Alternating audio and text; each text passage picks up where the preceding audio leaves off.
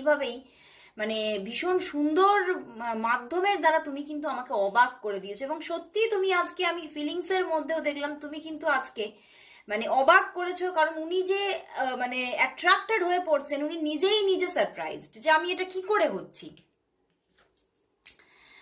If I had a choice of being with anyone in the world, I would still choose you. উনি কিন্তু, আমি বললাম না ওনার জীবনে প্রচুর অপশন আছে, বাট উনি কিন্তু আজকে তোমাকেই চুজ করছেন।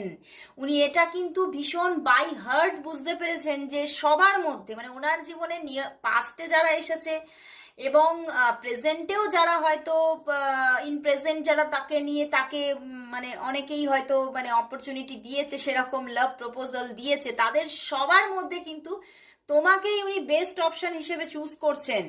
এবং উনি বুঝতে পারছেন ভিতরে ভিতরে যে সবার মধ্যে তুমিই বেস্ট, এবং কোথাও যেন তোমার